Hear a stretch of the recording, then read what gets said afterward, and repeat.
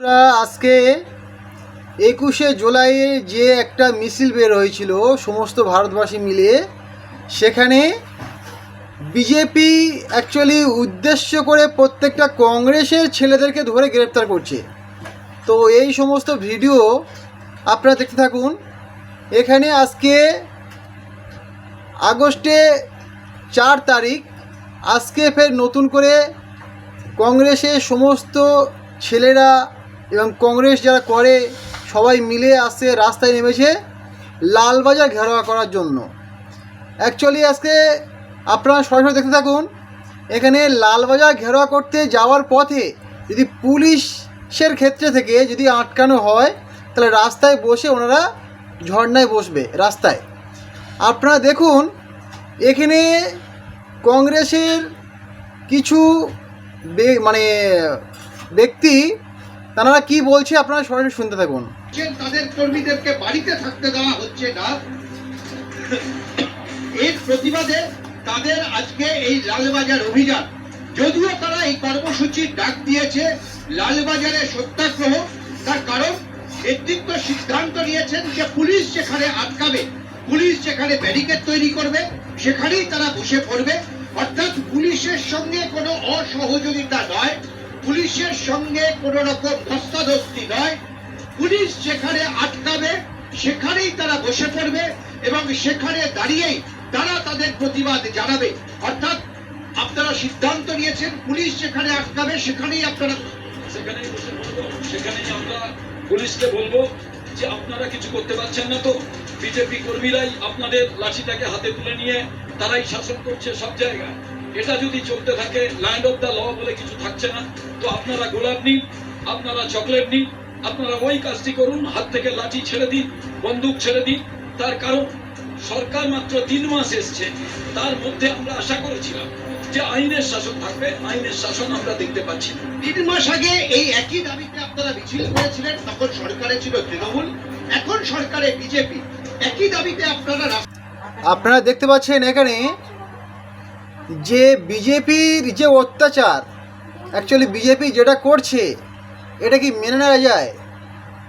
আচ্ছা আপনারা বলুন, ইংরেজ যখন শাসন করতো এখানে আমাদের ভারতবর্ষের বুকে, তখনই আপনাদের হাল কেমন ছিল? আর ইংরেজের ভাষা কি ছিল, আজকে বিজেপির ভাষা কি, আপনারা মিলিয়ে দেখে নিন। সেম টু সেম একই ভাষার কথা বলে যাচ্ছে দিলীপ ঘোষ, শুভেন্দু অধিকারী, অমিত শাহ এবং নরেন্দ্র মোদী। আপনারা দেখছেন অ্যাকচুয়ালি এই ভারতবর্ষের বুকে এই সমস্ত পার্টি যারা বিজেপি থেকে সাপোর্টে কথা বলে, আপনারা তাদেরকে ছেড়ে কথা বলবেন? নিজে রক্ষার জন্য আপনারা চেষ্টা করুন আর দেখতে থাকুন। মাইক খোলার প্রক্রিয়া শুরু হয়ে গিয়েছে। লোকালয় ভিত্তিক যে শব্দবিধি তার প্রয়োগ হচ্ছে। রাত 10টা থেকে সকাল 6টা পর্যন্ত মাইকের ব্যবহারে বিধিনিষেধ। এটার সঙ্গে অনেকে ধর্মকে যুক্ত করে দিচ্ছেন। যারা ধর্মকে যুক্ত করবে দেখার চেষ্টা করছেন তারা তাদের মতো দেখবেন, আমাদের কিছু বলার নেই। কিন্তু শব্দ দূষণগুলো তো একটা শব্দ আছে, সরকারের তো নিয়ম শৃঙ্খলা কিছু আছে। যে যার ধর্ম নিজের বাড়ির মধ্যে করলেই সবচেয়ে ভালো হয়। মসজিদে যান নামাজ পড়ুন, মন্দিরে যান মন্ত্র পড়ুন, বারবার মাইক লাগানোর প্রয়োজন কি আছে? আপনাদের নবতম শরিক দল এবং বৃহত্তম শরিক দল এনসিপিআই এর 2 সাংসদ আজকে আরেকটি সম্প্রদায় মন্দিরে যান মন্ত্র পড়ুন, বারবার মাইক লাগানোর প্রয়োজন কি আছে?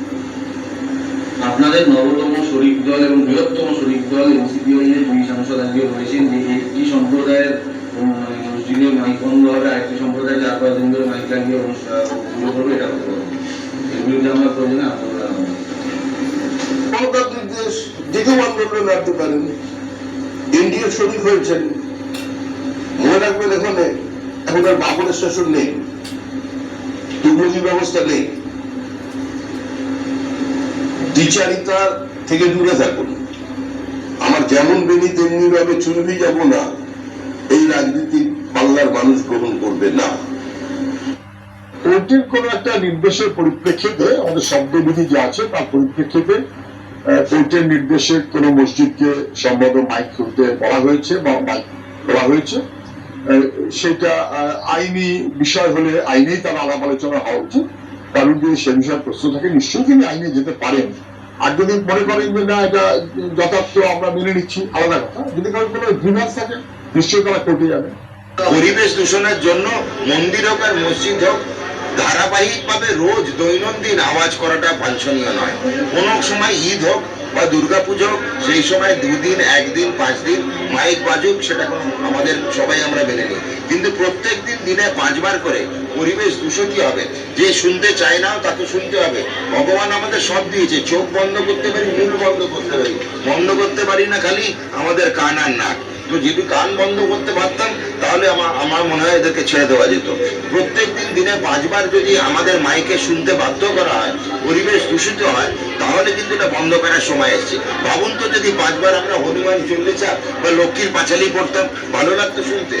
আমরা যতটা সংযত থাকি, বাকি ধর্মের যারা অবলম্বন করছে তাদেরকেও সংযত থাকতে বলবো। ধর্ম নিজের নিজের, আপনারা নামাজ পড়ুন, যাই পড়ুন, বাড়িতে বসে পড়ুন, মাইকে অ্যানাউন্স করে পড়ার তো কোনো যৌক্তিকতা দেখতে পাচ্ছি। বিভিন্ন জেলার বিভিন্ন এলাকার মানুষজন ফোন করে যে তাদেরকে কোনো জায়গায় থানায় দেখে বা থানার পক্ষ থেকে পুলিশকে পাঠিয়ে এই নিদান দেওয়া হয়েছে যে মাইক খুলে নিতে হবে।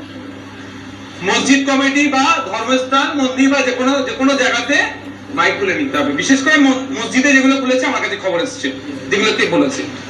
আমরা জানতে চেয়েছি কিন্তু পুলিশের পক্ষ থেকে কোন রিটেন অর্ডার কপি বা নোটিফিকেশনের কোনো কপি দেয়নি। পুলিশকে জিজ্ঞাসা করা হলে পুলিশ এই ধরনের তাদেরকে এড়িয়ে গেছে যে এই ধরনের কোনো রিটেন কপি নাই, বলা হচ্ছে এটা শুনতে হবে। কিন্তু এটার উপরে হয় না। আমরা দূষণ নিয়ন্ত্রণের পক্ষে বারবার, পলিউশন কন্ট্রোলের পক্ষে আমরা, পলিউশন হোক, সাউন্ড পলিউশন হোক, আমরা কোনোভাবেই চাই না। কিন্তু এটা একবার না একাধিকবার কলকাতা হাইকোর্ট থেকে সুপ্রিম কোর্ট পর্যন্ত মামলা গড়িয়েছে। স্পষ্টভাবে সেখানে গাইড করে দেওয়া হয়েছে যে কোন জায়গায় কত ডেসিবেল সাউন্ড বাজাতে পারে। পশ্চিমবঙ্গের দূষণ পরিষদ বলুন বা যে আইন আছে 2000-এর আইনের পরিপ্রেক্ষিতে 4টে ক্লাস করা আছে, 4টে পার্ট করা আছে: industrial area, commercial area, residential area, silence area বা জোন, যেটা কি বলবো। যে নিয়ম নির্দেশিকা আছে দিনের জন্য তথা সকাল 6টা থেকে রাত 10টাকে দিন বলা হচ্ছে এই আইনের পরিপ্রেক্ষিতে, রাত 10টা থেকে সকাল 6টাকে বলা হচ্ছে। এখানে আমি কিছু কথা না বলে থাকতে পারলাম না। অ্যাকচুয়ালি আপনারা দেখছেন এনার যে কথা, যে মাইকে আজান দিলে, মাইকে 5 বার সাউন্ড হলে ওনার কানে লাগে। তোমাদের মতো এরকম বেদিন এবং জঘন্য গাধাকে মানুষের মতো মানুষ করার জন্য আজকের এই আজানগুলো দেওয়া হয়। তুমি তো হিন্দু নয় বলে আমার তো ধারণায় হয়, হিন্দু ধর্মের মানুষ তো তুমি হতেই পারো না। অ্যাকচুয়ালি এখানে কথা হলো যে মানুষকে 5 বার আজান কেন দেওয়া হয়। 5 বার আজান দেওয়া হয় এই কারণে, যারা গাধা আছে, যারা অমানুষ আছে, শয়তান আছে, তাদেরকে শয়তানের পথ থেকে দূরে থাকার জন্য, কোনো একটা ধর্মের আওতায় আসার জন্য এই আজানটা দেওয়া হয়। দেখুন, এখানে কোনো মসজিদে আজান হবে না, কোনো মন্দিরে কোনো কীর্তন হবে না, তাহলে তোমরা তো গাধায় রয়ে যাবে, মানুষ তো হতেই পারবে না।